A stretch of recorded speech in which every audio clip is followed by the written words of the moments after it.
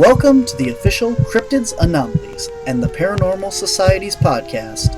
I'm your host, Barnaby, and you're listening to Whispers from the Dark. Hello and welcome to another great episode of Whispers from the Dark. I am your host, Barnaby. Alongside me today is Ma. How you doing? I'm okay. That's good. You hear any better this time? No. No?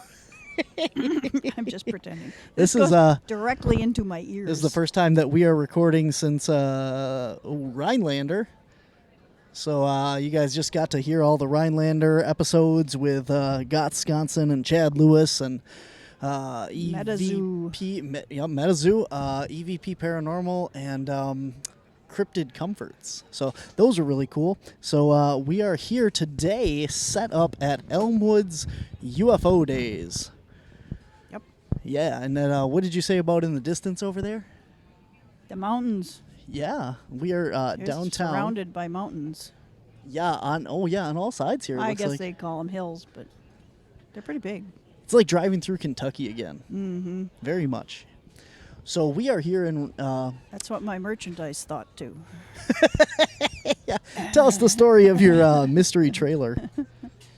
The first one or this one? All of it. Oh. First one was paranormal activity in the trailer while we were driving. I don't remember which city it was. But That was going to Janesville. yeah. Was that all? That was Janesville, yeah. Oh, well. In my crate, which is... Well, it wasn't that great of a crate, but in the bottom of the crate, there's a box with a Sharpie in it and some tape and other stuff. The Sharpie got brought up to the top and opened itself up. The cap was out of the crate. The Sharpie was still stuck on the top of the crate. Drew all over a plastic bag that had my tablecloths in it. Just in one corner. I don't know how it stayed there and what it was trying to draw. I couldn't make out the picture.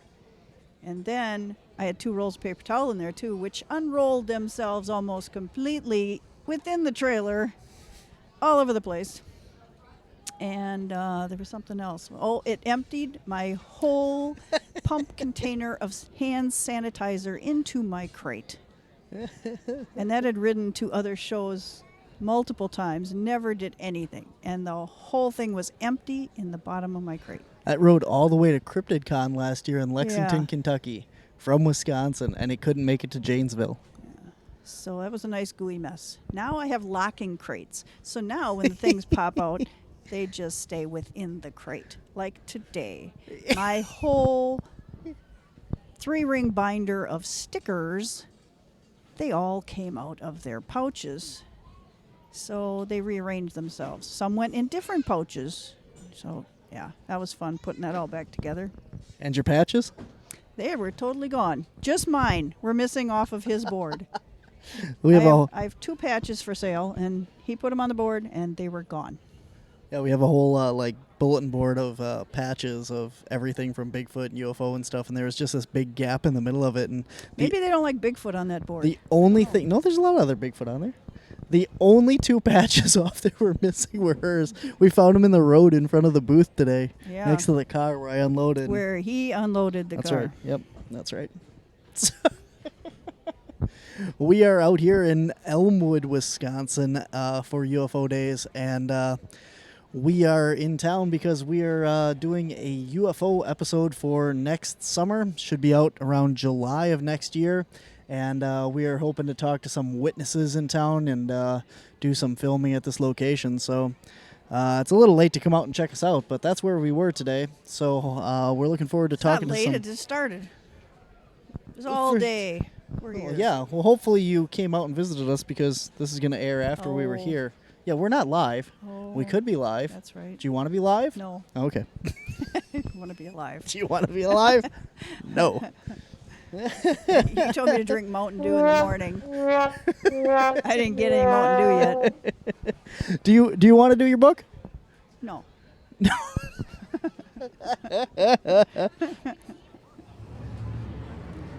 I have 3 books. No. And now it's time for Ma's Book Corner. Yeah, that's what you think. What have you been reading? He had such a short chain here, I can't even reach the book. Oh, isn't he cute? I have this very colorful book, Lumberjack Creatures of the North Woods by Chad Lewis. Chad And Lewis. it's appropriate because he's not from far from here, but there's a rumor that he might show up, but I doubt it. So how was the book? If he does, I'm selling his books anyway, so, selling them for him. He knows about it. Does he? Well, he did a couple months ago when I talked to him. Okay, so anyway, there's this very colorful book with the lumberjack on the front and a rolling snake and this Hoop snake. long-nosed, I forgot what he's called, but he looks like a moose, but he's Udag. got a really, he's got a really long Ugag. nose. And then there's this cute Ugag. little jackalope and a little axe-headed wiener dog on the back. And they've started a fire. It's kind of scary. Oh, good.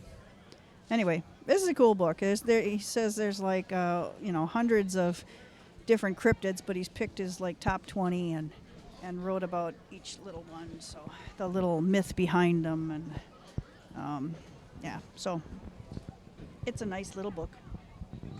$7 online, Very cool. or here if you come today, but it's Or too anywhere late. else you find us. Yeah.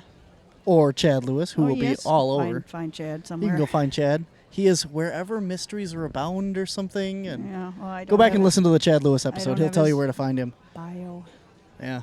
Wherever there's a dare, that's where he is. Mysteries abound. Nice guy. Yep. Good book. Nice guy. Good book. Lumberjack Creatures of the North Woods. Oh, And they are about to start the fun run.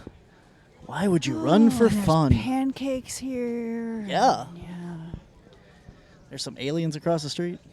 There's some pickles next door. Pickle. We just got invited to investigate a refrigerator because there's some strange things in the back of it. All right, guys. Well, we're gonna have We'll some be there. guests. We're gonna have some guests on hopefully today and share some cool UFO stories and hopefully talk to one of the UFO researchers that's here as well. So look forward to that coming up, and we'll be right back.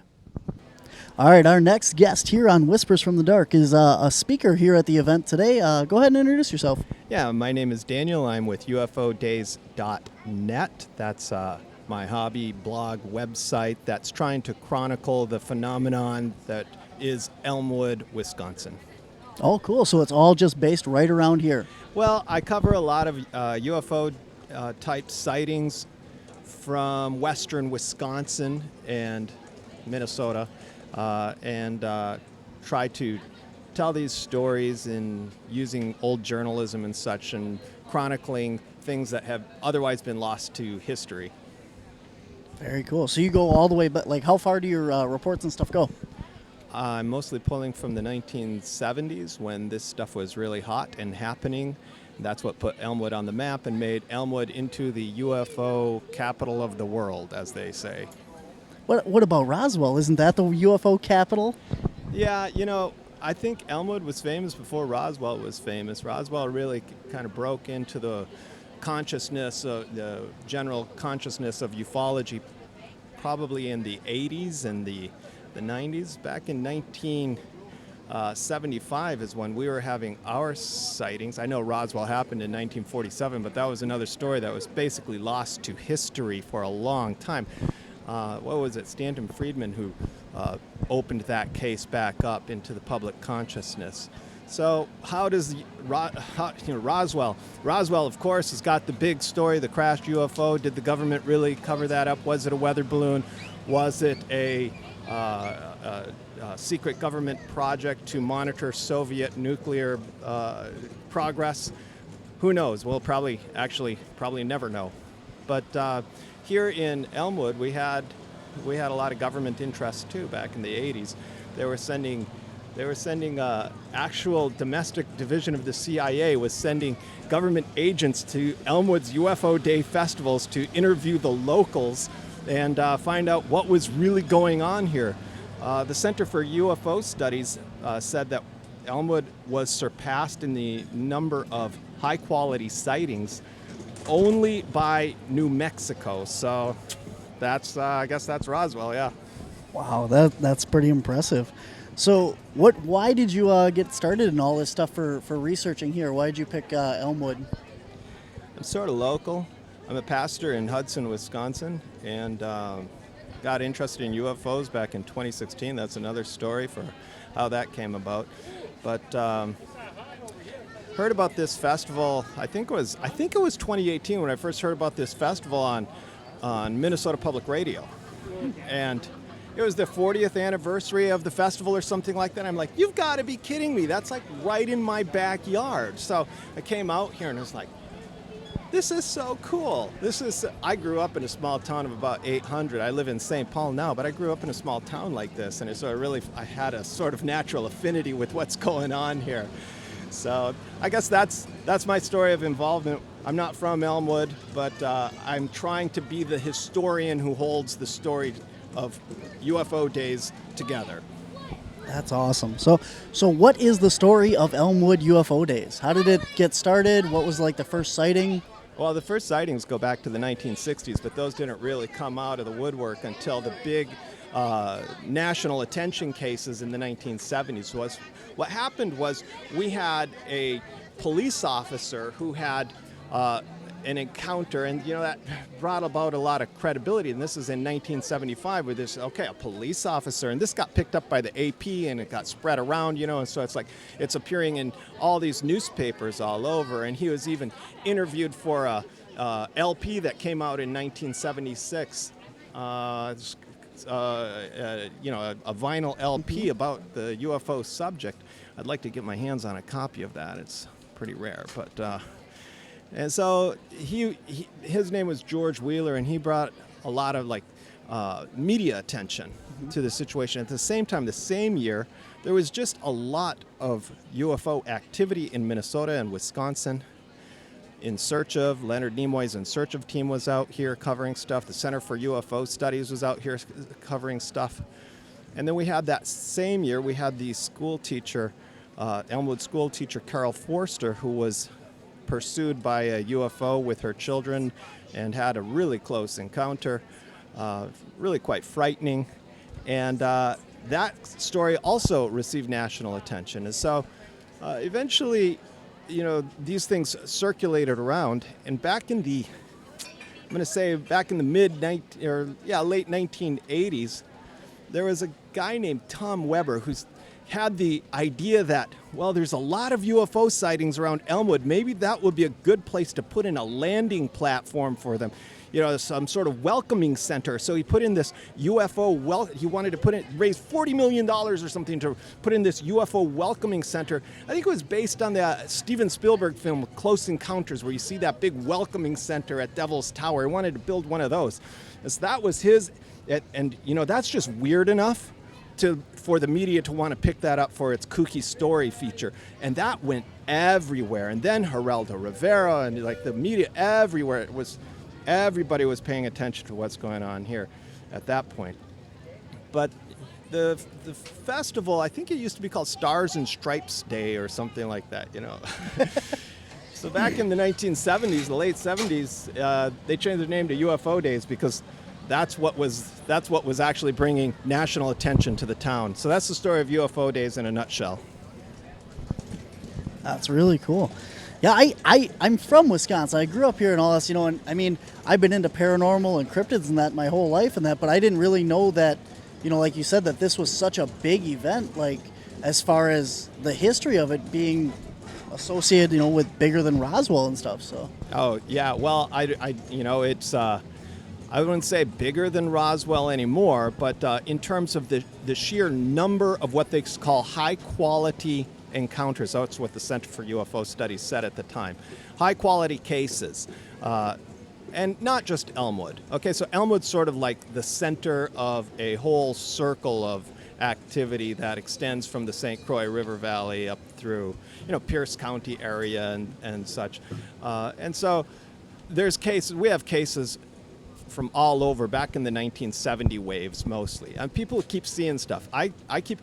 People keep telling me stories all the time, so it's not like it's just gone away, but it was really we're talking about a concentration that was happening from 1974 through about 1979.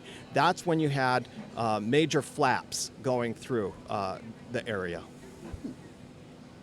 You're familiar with that term, flap? Flap, I am. It's Yep, like a yep, yep, yep. ufology term. Yep. It means a concentration of UFO sightings.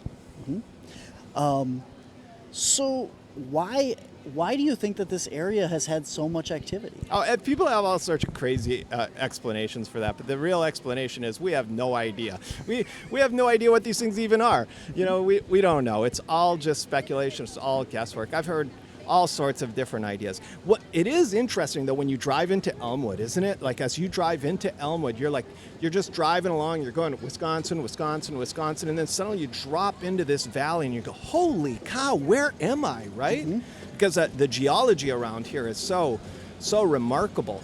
We're actually in the crater of an enormous meteor that hit in prehistoric times, smashed a hole in the crust of the earth here, and did this massive churning of the ground. And that's why we have these abrupt hills that just shoot up like crazy, to the left and to the right, surrounding the town. So there is sort of this astronomical wow factor for the land here, and I don't know if that has anything to do with it or not, but it does add to the mystique of the area. Definitely. I mean, like, if there's something underground here, a meteorite or whatever it was that, maybe it's drawing or attracting or it has that energy. Yeah, who knows? I mean, we absolutely have no idea how any of this stuff works or what's going on. You're in the business, so you know better than I do. What it's like you think you come up with a theory and then it's like, no, it's it's weirder than that. The more answers you get, the more questions you end up having. Yep. Yeah. Do you know any like the local like native tribes and stuff in this area? Do you know if they had in like a lot of places when they have like high activity and stuff, you find connections with Native American spirituality and such. Yeah, like the mounds and that. Right. No. Okay. So I don't. Okay. I wish I did. I don't know the Native American history around here. I do believe that we're still in Sioux territory. At least most recently. This would still be Sioux territory. I'm more familiar with Ojibwe territory, which is a little further north, but maybe it extended this far down. So you get up into the Lake Superior area, and that's all solid Ojibwe. And I'm pretty familiar with the spirituality and what was going on up there, but I've never really looked into the local Wisconsin thing. That's a good idea. Yeah, like you said, like you have all these, like Aztlan and all these mounds and Native American sites and stuff are supposed to be full of energy in that. So if there's, we were talking about the meteor crashing here and stuff. If there's that kind of energy, it'd be really interesting if there was also, they found the same connection with their spirits and stuff. I have no idea. Okay. But it's an intriguing thought, and I really think that. The more I study this phenomenon, not that I'm a UFO expert or anything like that, but the more that I do study the phenomenon, the more I begin to be convinced that we're dealing with a spiritual phenomenon, we're dealing with a religious phenomenon more than a technological phenomenon. So what is your like opinion? What do you think these things are? Do you think that they're from outer space? Do you think they're interdimensional? Do you think that they're nuts and bolts, or are they more, like you said, more of a spiritual energy kind of thing? I'm starting to wonder if there really is a difference between any of those things, or is there an all of the above option somewhere that I can press? Because it seems like I've seen testimony that would point in all those different directions, right? And everybody's experience is really different. And one of the things you're hearing a lot now in ufology and in these circles is that it's all consciousness based, it's all consciousness related. But that's actually a ridiculous kind of statement, because all of reality is consciousness related. Our entire experience, this whole conversation that we're having, is consciousness related. You're a consciousness, I'm a consciousness, and we're having this like conscious exchange with each other. We're having some sort of UFO encounter with each other right now, So I'm not even sure what that really means, but it does. What's cool about the phenomenon is it it is pushing those boundaries, and it's forcing us to ask questions about the edge of reality. It's forcing us to look beyond the veneer, the veneer of a materialist, reductionist worldview that we're so accustomed to in the West. And that's pushing it back into spirituality, and that's, you know, as a pastor, that's my work. So there you go. All comes full circle. There you go. Very good. So you've obviously, like you see, you're telling us that people have come to you and told you stories and stuff. Can you share what's the weirdest thing that you've heard in the area around here? Yeah, so the stories come from northern Minnesota to western Wisconsin. It's kind of where I'm focusing my attention.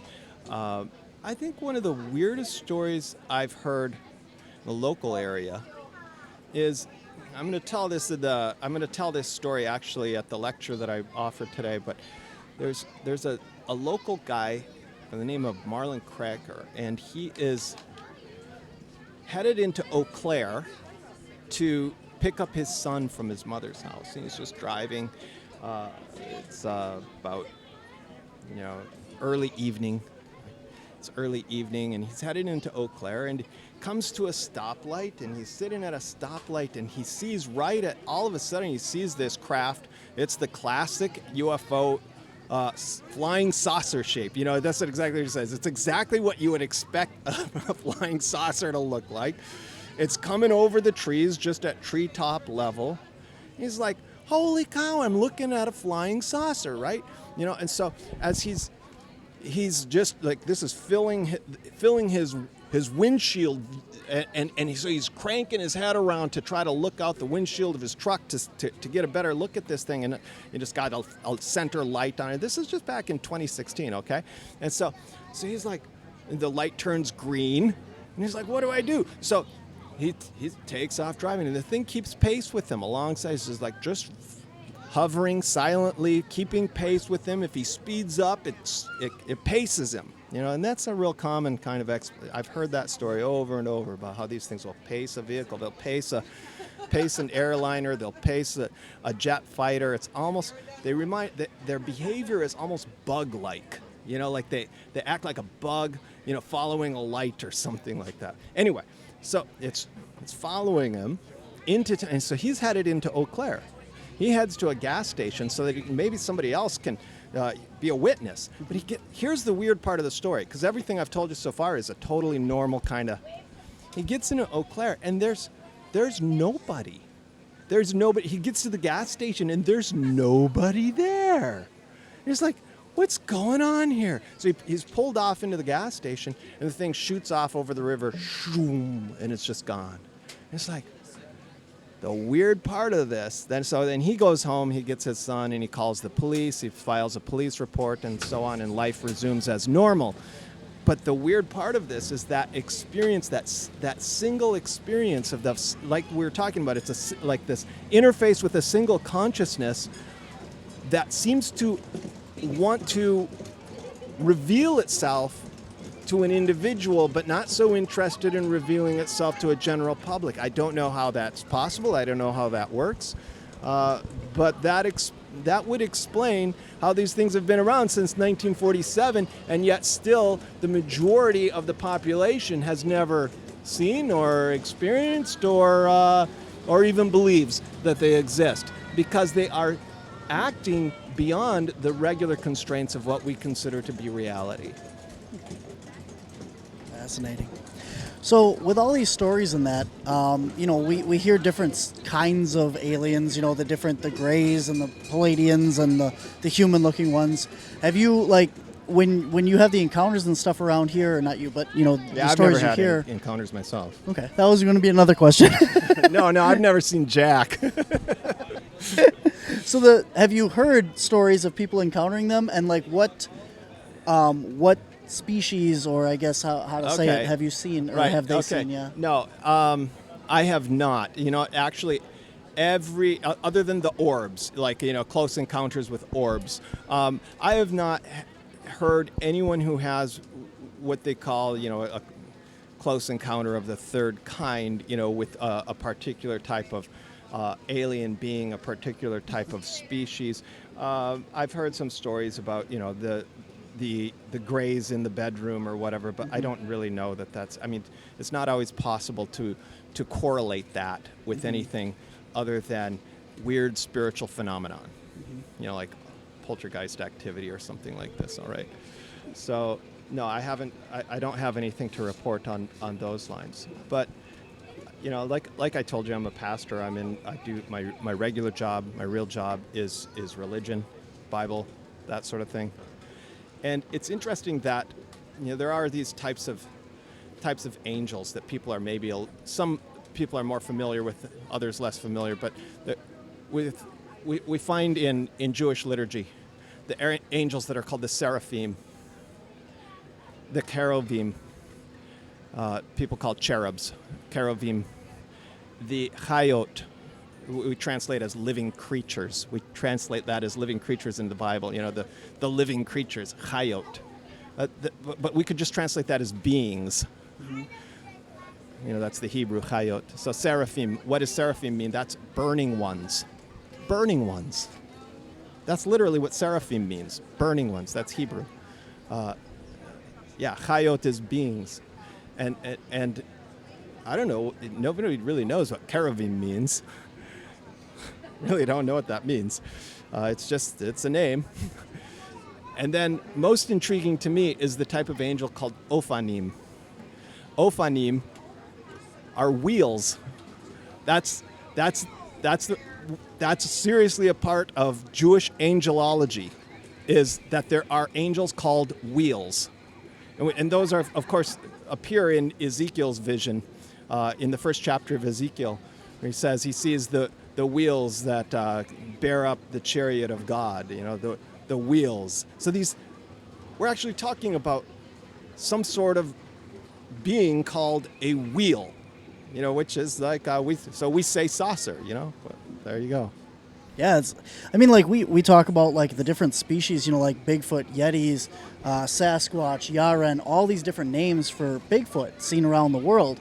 And now, we're seeing this more and more, that no matter where people are seeing it, they're seeing the same thing, but they're calling it different because they don't have that connection to call it the same thing. So that's kind of like what you're talking about. Everyone's seeing the same thing, but we're not getting that connection because of the different names and the stuff. Right. Like right now, since 2017, we've been talking about the Tic Tacs, the Tic Tacs. But Lou Elizondo points out over and over that, back in the 60s, they were calling them flying propane tanks. They weren't calling them Tic Tacs. They were calling them propane tanks. Wow, the flying propane tanks. Sounds like a name of a band or something. Yeah. So we'll talk about that a little bit. So, I think it's just under a year ago now that the Pentagon came out and said, we have crashed or recovery from crash sites. We have ships and stuff from not of this world and that. And they've come out and said that they've had this debris and that UFOs are basically real. We have the congressional hearing and all that. Mm-hmm. And yet when we go to these events and we talk to people, nobody knows this. Right. Why do you think that, And it's not for lack of media coverage. There's been an enormous amount of media coverage. I'm not sure. I think people are just they just pass over it. It's just like it's not it takes a certain sort of personality to be interested in these type of topics. So you're in the business, so I'm sure you're familiar with what I'm talking about. But to be clear, the Pentagon haven't said that we have crashed materials. They have. They've said we have. They said we have materials as appeared in the New York Times, and that was that's a quote by what's his name, the scientist Eric. I've forgotten his name. But then at the same time in the hearings, they said no, we don't have anything like that. We don't have anything like that. And what they do have, and what we know that they have, is stuff that's been dropped. That's what we know for certain, and there's no question. I mean, that's verifiable. that there's been like slag metal that was dropped in Iowa and such. So there's been like weird stuff that gets like dropped from what people see as, you know, hovering craft or something like that. As far as is there actual wreckage? No, they have not said we have wreckage of a crashed UFO. They've been more catty about it than that. And so we're waiting to see. I mean, I'm interested to see what comes out. There's a lot of progress that's happening right now. Congress has just put forward some new bills and some new resolutions that's going to grant immunity to UFO whistleblowers and such. I don't know if you saw that article a couple weeks ago. So they're getting ready for what's happening is they're laying the groundwork for new hearings that hopefully will go up to the Senate. Very cool. So do you think that these are all like, you know, like obviously there's a lot of people that know more than what's going on. Do you believe that the government is really that naive about what's going on, or do you think only certain people know what's going on? You know what I mean? All right, so I'm going to give you a really unpopular opinion in ufology because, of course, the popular opinion is that there is this massive conspiracy in the deep state of the government. My opinion, from what I've read, from those who actually were, like John Alexander, who really were in the secret stuff studying UFOs, my opinion is that the government is just as confused as the rest of us. And the reason that this stuff doesn't get attention, well, it's, for one thing, it's kind of a hot potato. Nobody really wants to take responsibility for it because there's no real way to resolve it. There's no real way to say, okay, we figured it out, it's X, Y, and Z. And so they're just like the rest of us. And it's not in their best interest to take ownership then of it. And so I think it just keeps every so often, there's a little noise, somebody makes some noise, a new investigation happens, and then it goes away. And then a little bit, there's a new noise, and a new investigation happens, and then it goes away. And there's an agenda in the government ever since the Robertson panel back in the 1950s. There's an agenda in the government to make it go away and to say, look, we just don't want to deal with that. And you think about it, the military really does have like some higher priorities to worry about. So it makes sense. And the other thing, which often gets brought up, is that if there really was this massive big conspiracy, it's like how could that have been kept when we can't keep anything secret? Yeah, that's true. I tend to agree with you. I think, you know, like a lot of people are so hung up with the government's not telling us everything. I don't know that the government knows anything, you know. Exactly. And they're, you know, if they come out and say, like they have, that there are UFOs, they exist, well, then the next question is, well, what are they? And if they don't have that answer, they're not going to say that they exist because they are not going to be able to answer that question and answer the following questions and et cetera, and it's just a discussion that they're not ready to have yet. So. Exactly. That's exactly how I see it. And it's so, you know, I think what people need to remember is the level of bureaucracy and incompetence that riddles the government. And just try to apply that level of bureaucracy and incompetence to this massive deep state conspiracy, and it really doesn't work. Very cool. All right, man. I appreciate your time so much, your wealth of knowledge, all your stories and everything, and I look forward to hearing your presentation tonight. Where can people find you? Where can they contact you? So just, you know, I've got the website, ufodays.net. Real easy, all one word, ufodays.net. And that's all you need to know. Very cool. All right, well, thank you very much for being on the show today. Good luck with your presentation, and happy hunting. All right, thanks. Thank you. Welcome to Whispers from the Dark. Go ahead and introduce yourself. Tell us a little bit about yourself. Well, hello there. My name is Michael Butt. I am the owner of More-On Productions, makers of Wisconsin Unexplained and a whole mess of independent feature films and a couple shorts. I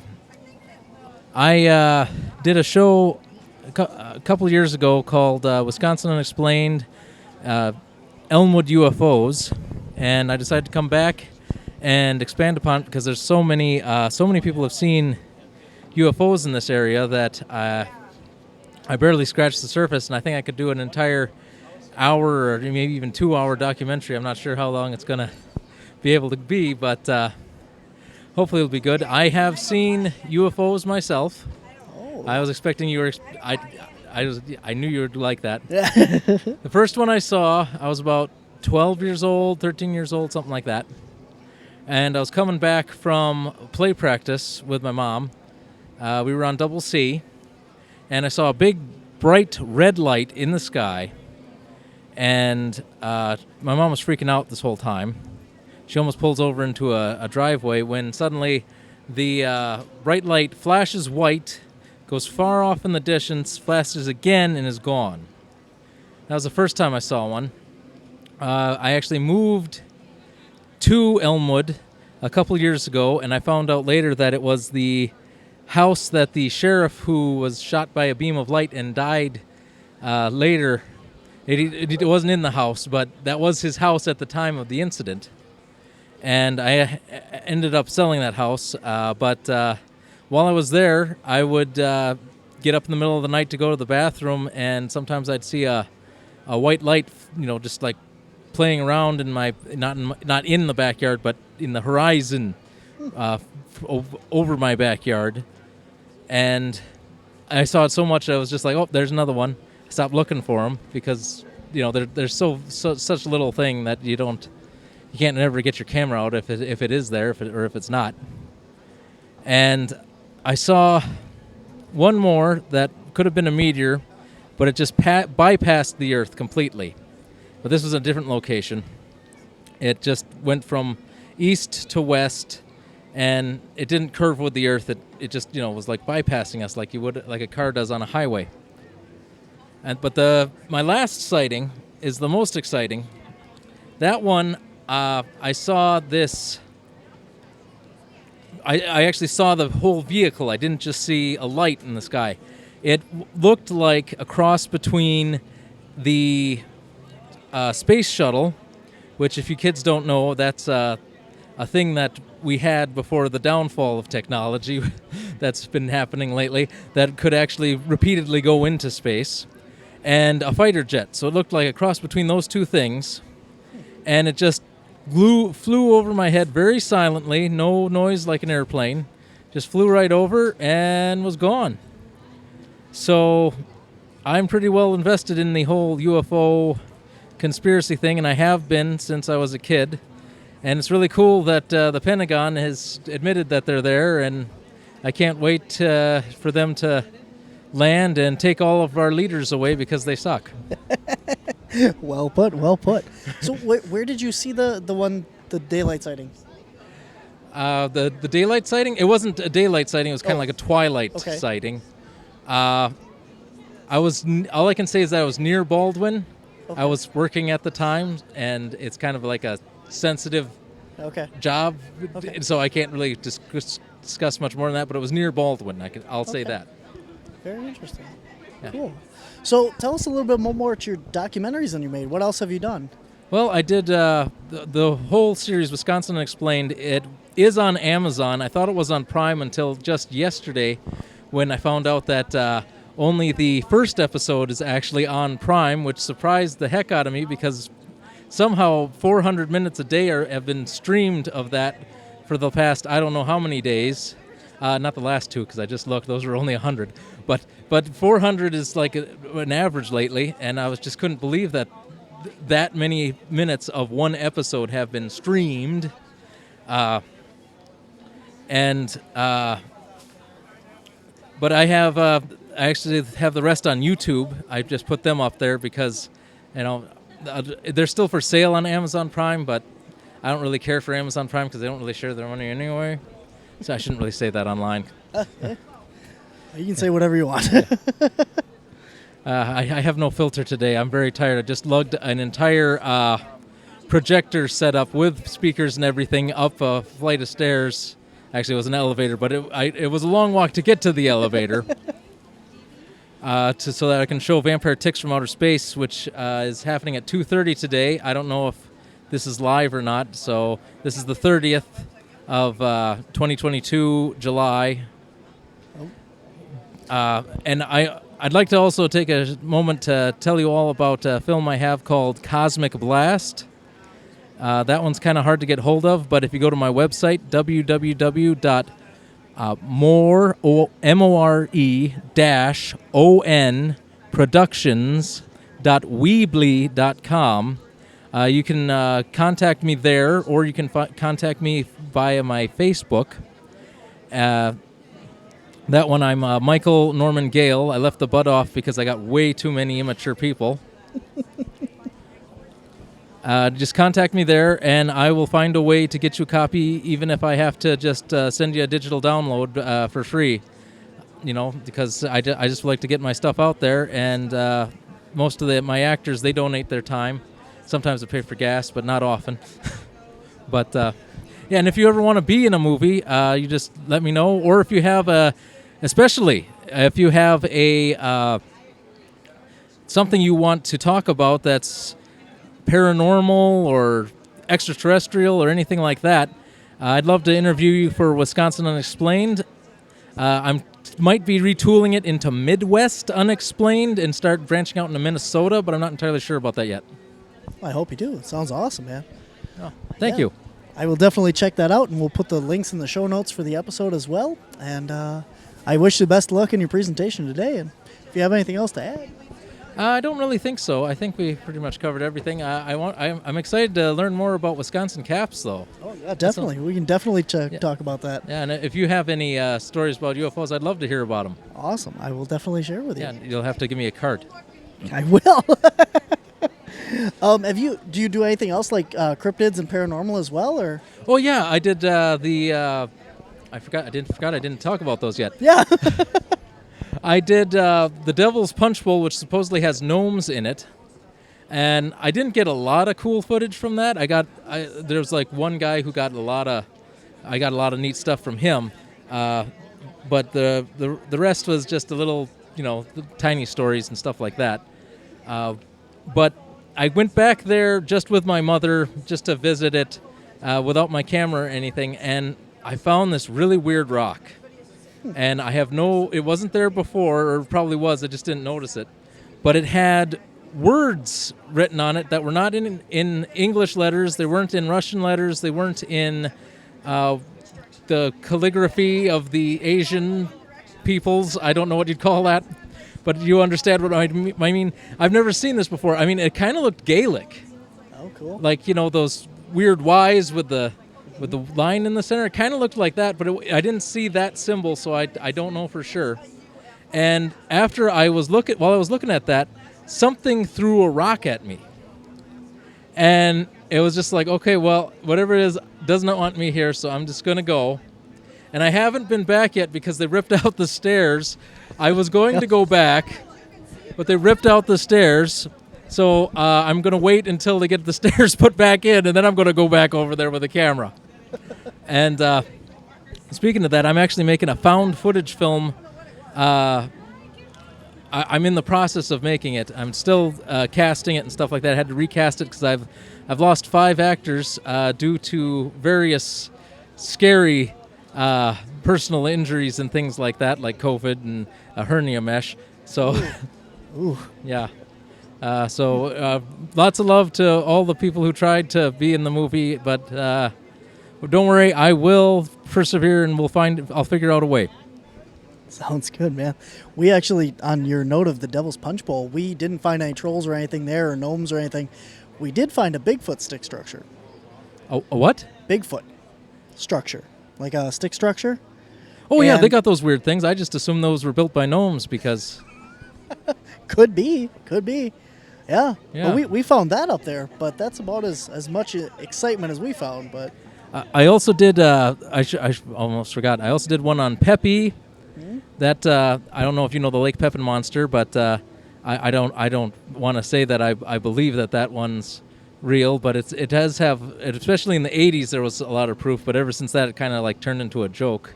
Mm-hmm. But it's still cool to research, especially the 80s stuff. Like, I don't know, maybe it died out in 1991, and that's why all the stuff. You never know, but it could be a ghost of a dinosaur, like they said on that Men Who Stare at Goats movie. Yeah. But and I another one was I did a show about Reiki, the energy healing. I did a show about the spirits of Mabel Tainer, and I'd like to apologize to everyone who did that. I will one day re-edit it again, but I was going through a lot of stuff because that was the first great purge that Amazon did of independent media. So I was really depressed at that time when I was throwing that one together, so it's a little rough, but bear with me. I will get it back together, and I plan to throw it on Midwest Unexplained when the time comes. Cool, man. Did you say you had a website? I'm sorry, I might have missed that. www.more-on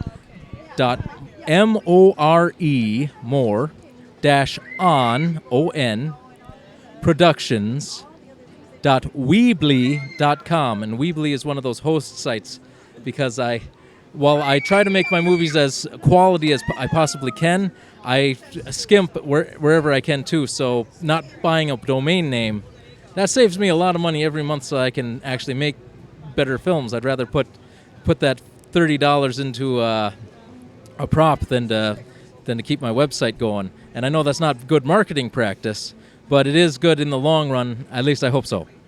Definitely, man. Whatever gets it over, and best of luck with you again. It's been an awesome time talking to you. We got to get to our presentation. Yeah, now. I got to get it back up there and set up a camera, but hopefully not all the seats are taken. All right. Thank you very much, man. Yeah, see ya. Yep. Thanks for listening to this week's episode of Whispers from the Dark. To find out more about cryptids, anomalies, and the Paranormal Society, visit us at our website at wisconsincaps.com. That's Wisconsin, CAPS.com.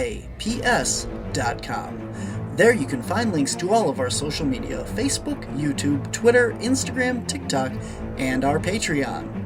You will see links to our online store as well, where you can get t-shirts, DVDs, and more. If you click on the public events page, you can find out where you can meet us in person and all the public events we have coming up. If you enjoy our podcast or our YouTube shows, please consider becoming a Patreon at patreon.com/WisconsinCaps. There you can find behind-the-scenes pictures and videos from all of our media, as well as bonus footage and evidence that we have collected. If you have encountered something you can't explain, we want to hear from you. Visit our website and click on Submit a Report on our main screen. You can choose to leave your contact information or simply remain anonymous. You can also reach us via email at wisconsincaps@gmail.com. If you would like to be a guest on our show, please contact us on our Whispers from the Dark podcast page on Facebook, or send us an email at wisconsincaps.com. Remember to like, share, and subscribe wherever you listen or watch or find us.